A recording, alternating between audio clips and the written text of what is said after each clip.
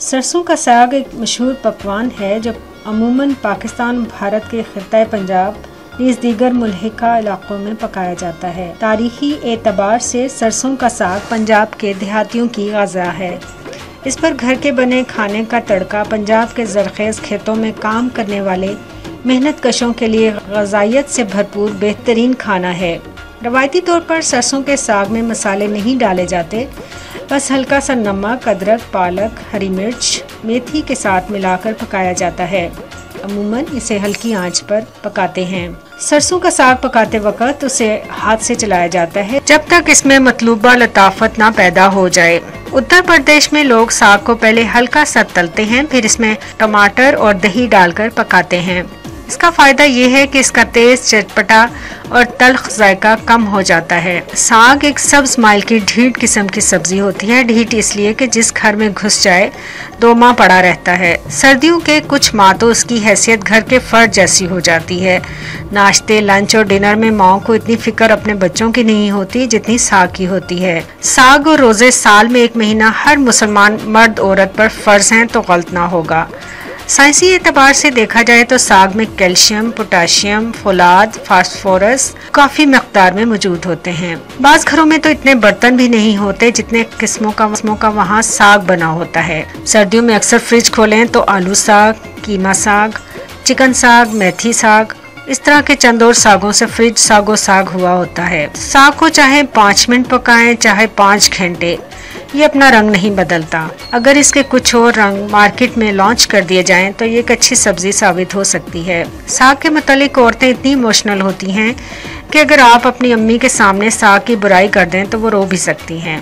फी ज़माना अगर कोई फ़र्द ये दावा करता है कि इसने कभी साग नहीं खाया तो या तो वो झूठ बोल रहा है या फिर इसके रिश्तेदार पंजाब में मौजूद नहीं हैं। पंजाब के जिला झंग की चूड़ियाँ, मौलवी और साग पूरी दुनिया में मशहूर हैं। अगर कोई दूर परे का रिश्तेदार मेहमान बनकर आए और साग साथ ना लाए तो फिर या तो वो रिश्तेदार नहीं रहता या फिर मेहमान नहीं रहता। साग की एक और ख़राब बात यह है कि एक दिन पकाओ तो हफ्ता हफ्ता चल जाता है।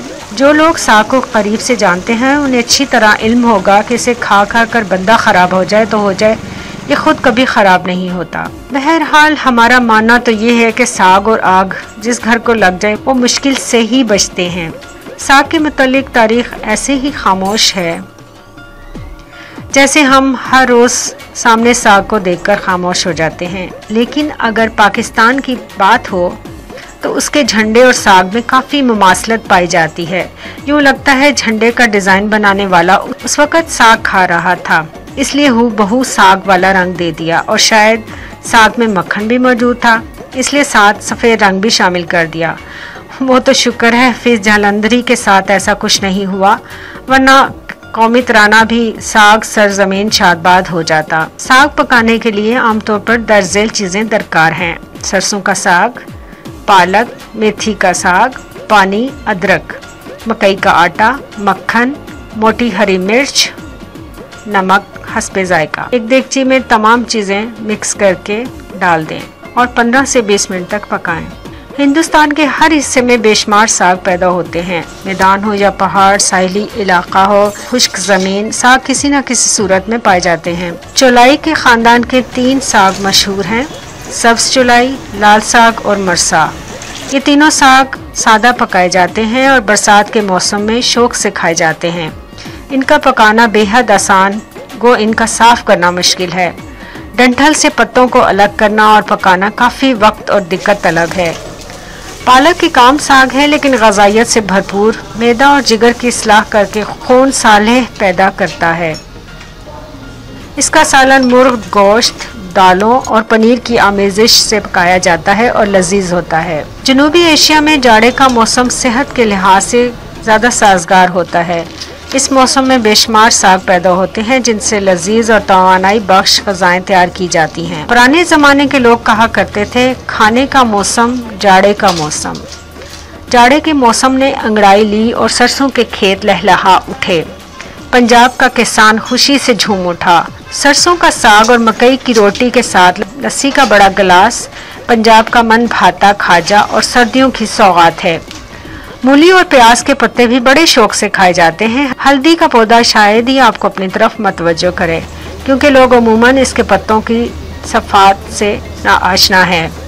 हिंदुस्तान के साहिली इलाकों में इसका इस्तेमाल आम है। इसके पत्तों का जोशांदा सर्दी जुकाम का इलाज है। बरसात का मौसम आया और गोवा में हल्दी के पत्तों का पकवान पटोला दस्तरखान की जीनत बना।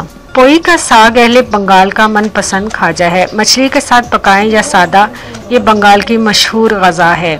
साइजन का साग यानी मोरिंगा के पत्ते हिंदुस्तान के मगरबी और जनूबी इलाके में शौक से पकाए और खाए जाते हैं।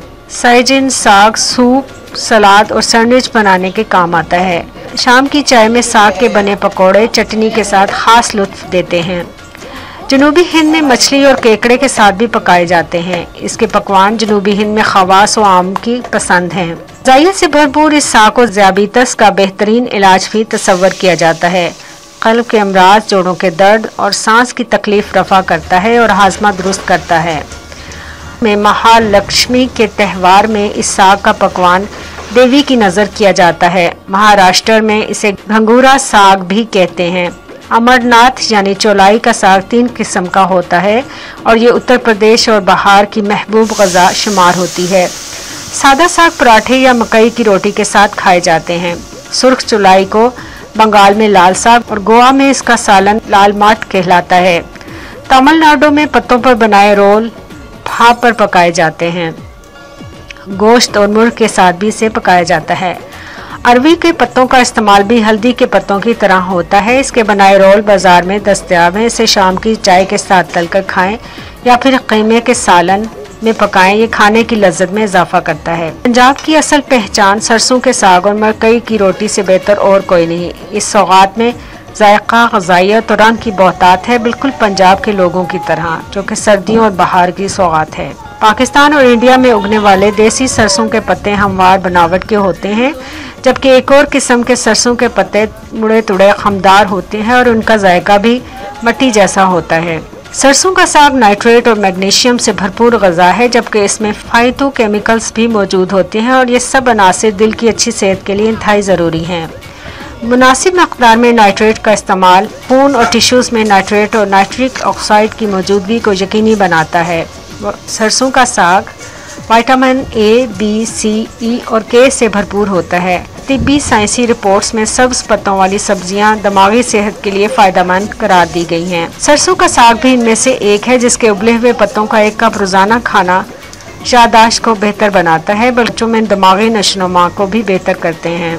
सरसों का साग कुछ इस तरह से बनाया जाता है। सरसों का साग 1 किलो, मकई का आटा 1 प्याली, हरी मिर्च 8 अदद, लहसुन 8 अदद, सूखी गोल लाल मिर्चें 10 अदद, पीसी हुई हल्दी 1 चाय का चमचा, नमक हस्बे जायका, मक्खन 1 प्याली। भगार के लिए अज्जा: लहसुन बारीक कटे हुए 4 अदद, मक्खन 1.5 प्याली, तेल खाने के 3 चमचे। साग को बारीक काटकर हल्दी वाले पानी में भिगो दें, फिर धोकर देगची में डालें। इसमें आटे और मक्खन के अलावा बाकी अज्जा डालकर पानी खुश्क होने तक पकाएं। ठंडा हो जाए तो चॉपर में पीस लें। साग को वापस देगची में डालकर चंद मिनट तक पकाएं। इसमें आटा और मक्खन मिलाकर भूनकर डिश में निकाल लें। फ्राइंग पैन में भगार के अज्जा तलकर साग पर डालें और गर्मा गर्म पेश करें। अब आते हैं अफ्रीका के पोटैटो ग्रीन की तरफ। ये साग के तर्ज की एक सब्जी है। जायके और पकाने में फ़र्क है, मगर साग ही की एक किस्म है। अफ्रीकी इसे मुख्तलिफ तरीक़ों से काटते और पकाते हैं। इसे ज़्यादा साफ़ नहीं करना पड़ता, जैसे सरसों के साग के डंठल को छीला जाता है। इसके काटने का तरीका भी मुनफरिद है। साग को मुट्ठी में लेकर उसे हाथ में पकड़कर छुरी से काटा जाता है। पाकिस्तान के अलावा कुछ अफ्रीकी ममालिक में तेज धार दरांती नमा आले से भी इसे काटा जाता है। अफ्रीका में साग ज्यादातर चावल के साथ खाते हैं, रोटी का वहाँ तस्वर नहीं है। इसके पकाने का तरीका भी मुनफरिद है। इसे मुर्गी के पंजों, मछली और मुर्गी के साथ पकाते हैं। ये खाने में बहुत लजीज होता है। इसमें तेज मिर्च जिसे पेपे कहते हैं का भी खूब इस्तेमाल किया जाता है। पंजों की यखनी अलग से निकाल कर डाली जाती है। इसके बाद चिकन और मछली तलकर साग में शामिल की जाती है। इतना बारीक काटा जाता है कि ज्यादा घोटने की जरूरत पेश नहीं आती और बहुत अच्छी पेस्ट तैयार हो जाती है। पाकिस्तानी साग और अफ्रीका के पोटैटो ग्रीन का अपना ही अलग मजा है। लज्जत और जायके में अगरचे दोनों अलग अलग हैं, मगर खाने में बेहद लजीज के उंगलियां चाटते रह जाएं।